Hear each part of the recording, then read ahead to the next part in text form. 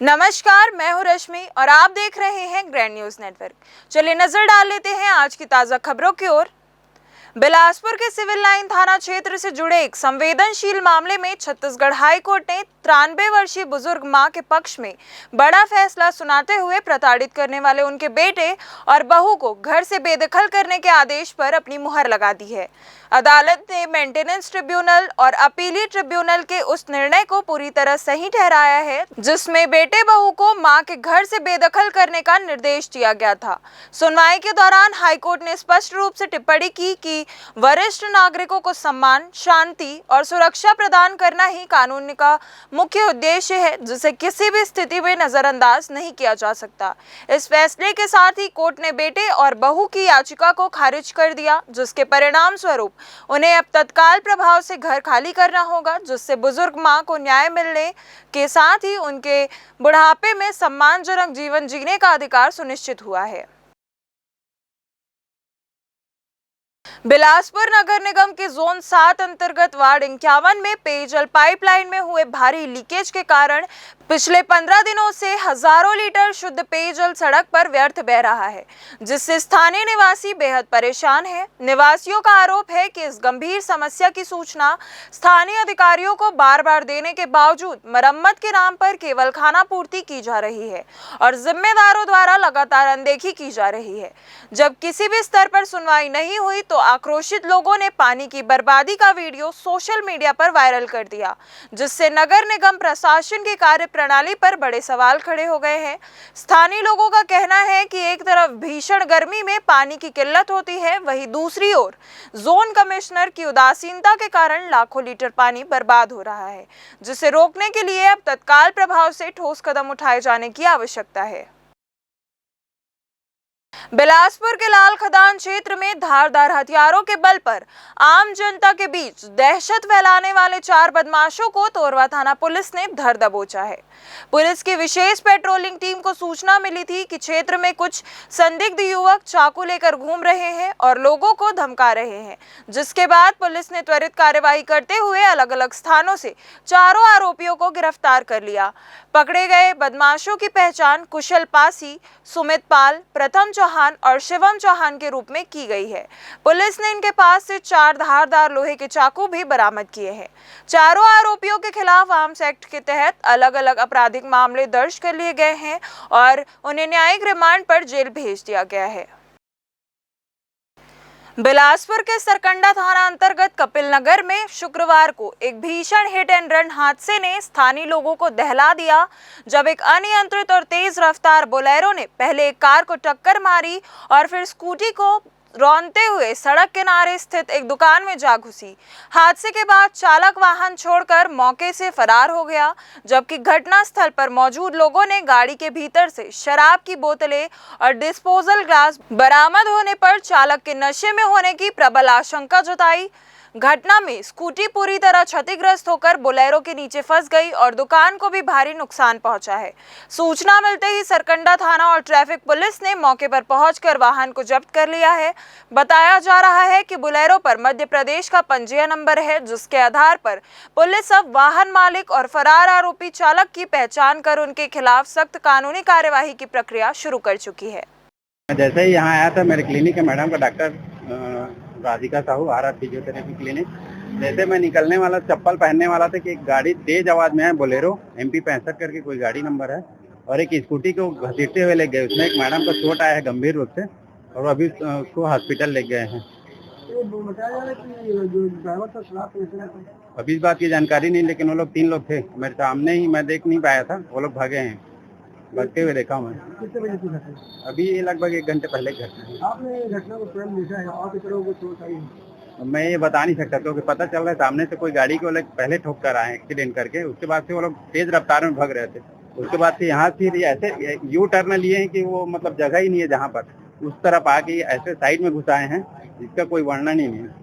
बिलासपुर के लाल खदान स्थित हॉली क्रॉस सीनियर सेकेंडरी स्कूल के विद्यार्थियों ने भिलाई में आयोजित अखिल भारतीय डांस, म्यूजिक एवं इंस्ट्रूमेंटल प्रतियोगिता कलाकृति महोत्सव में अपनी प्रतिभा का लोहा मनवाया है।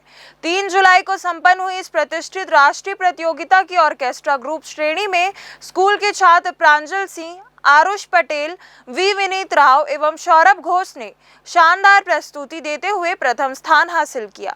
विद्यार्थियों की संगीत में जुगलबंदी ने न केवल निर्णायक मंडल को मंत्रमुग्ध कर दिया बल्कि पूरे छत्तीसगढ़ का गौरव भी बढ़ाया। इस सफलता का श्रेय संगीत गुरु श्री साहिल सिंह ठाकुर के कुशल मार्गदर्शन और छात्रों के कठोर परिश्रम को दिया जा रहा है। विद्यालय की प्राचार्य डॉक्टर सिस्टर क्लैरिटा डी मेलो ने विजेता टीम को बधाई दी और कहा कि विद्यालय का उद्देश्य बच्चों को केवल किताबी ज्ञान देना नहीं बल्कि उनके सर्वांगीण विकास के लिए कला और संस्कृति के मंच भी उपलब्ध कराना है। इस उपलब्धि पर पूरे विद्यालय परिवार में उत्साह का माहौल है और सभी विद्यार्थियों के उज्जवल भविष्य की कामना की गई है। छत्तीसगढ़ हाई कोर्ट की डिवीजन बेंच ने एक महत्वपूर्ण निर्णय देते हुए स्पष्ट किया कि यदि कोई कर्मचारी अपनी परिवीक्षा अवधि सफलतापूर्वक पूरी कर लेता है और विभाग की ओर से उसे बढ़ाने का कोई आदेश जारी नहीं किया जाता तो वह स्वतः ही नियमित कर्मचारी की श्रेणी में आ जाता है और उसे संविधान के अनुच्छेद 311(2) के तहत पूर्ण सेवा सुरक्षा प्राप्त होती है। चीफ जस्टिस रमेश सिन्हा और जस्टिस रविंद्र कुमार अग्रवाल की बेंच ने छत्तीसगढ़ विज्ञान एवं प्रौद्योगिकी परिषद के महानिदेशक की रीट अपील खारिज करते हुए सिंगल बेंच के उस आदेश को बरकरार रखा जिसमें 2 चतुर्थ श्रेणी कर्मचारियों की बर्खास्तगी को अवैध ठहराकर उन्हें सेवा में बहाल करने का निर्देश दिया गया था। कोर्ट ने कड़ी टिप्पणी करते हुए कहा कि केवल कारण बताओ नोटिस जारी कर स्पष्टीकरण मांगना विधि सम्मत विभागीय जांच का विकल्प नहीं हो सकता। बेंच ने विशेष रूप से उल्लेख किया कि चूंकि रिकॉर्ड में ऐसा कोई आरोप नहीं है कि कर्मचारियों ने नियुक्ति के दौरान धोखाधड़ी, फर्जी या दस्तावेज गलत जानकारी का सहारा लिया था, इसके बिना नियमित विभागीय जांच प्रक्रिया का पालन किए उनकी सेवाएं समाप्त करना कानून के विपरीत है। छत्तीसगढ़ हाई कोर्ट की डिवीजन बेंच ने एक महत्वपूर्ण कानूनी व्यवस्था देते हुए स्पष्ट किया कि संविधान के अनुच्छेद 161 के तहत राज्यपाल द्वारा दया याचिका को एक बार खारिज कर दिए जाने के बाद उसी याचिका पर पुनर्विचार करने का कोई प्रावधान नहीं है। चीफ जस्टिस रमेश सिन्हा और जस्टिस रविंद्र कुमार अग्रवाल की बेंच ने हत्या के मामले में आजीवन कारावास की सजा काट रहे बिलासपुर निवासी नीरज माली उर्फ गोलू की रीट याचिका को खारिज कर दिया। मामले में दोषी की पत्नी ने जुलाई 2023 में मानवीय आधार पर दया याचिका पर दोबारा विचार करने का आवेदन दिया था, जिसे गृह विभाग ने छत्तीसगढ़ जेल नियमावली 1968 के नियम 775 का हवाला देते हुए अस्वीकार कर दिया था। हाई कोर्ट ने स्पष्ट किया कि कार्यपालिका के ऐसे निर्णयों में न्यायपालिका का हस्तक्षेप केवल तभी संभव है जब वे मनमाने या दुर्भावनापूर्ण हो। हालांकि कोर्ट ने स्पष्ट किया कि इस आदेश का अर्थ यह नहीं कि दोषी के सभी वैधानिक अधिकार समाप्त हो गए हैं। वह भविष्य में कानून और नियमों के दायरे में रहते हुए नई दया याचिका या समय पूर्व रिहाई के लिए नया आवेदन प्रस्तुत करने के लिए स्वतंत्र है, जिस पर सक्षम प्राधिकारी कानून के अनुरूप विचार करेंगे। छत्तीसगढ़ हाई कोर्ट ने दुष्कर्म के एक मामले में महत्वपूर्ण अंतरिम आदेश पारित करते हुए ट्रायल कोर्ट में चल रही न्यायिक कार्यवाही पर अगली सुनवाई तक रोक लगा दी है। चीफ जस्टिस रमेश सिन्हा और जस्टिस रविंद्र कुमार अग्रवाल की खंडपीठ ने याचिकाकर्ता सुरेश कुमार साहू द्वारा दायर याचिका पर सुनवाई करते हुए यह आदेश दिया। याचिकाकर्ता, जो मूलतः पामगढ़ का निवासी है और वर्तमान में सरकंडा में रहकर बैंक में कार्यरत है, ने एफआईआर और उसके आधार पर चल रहे ट्रायल कोर्ट की कार्रवाई को चुनौती दी है।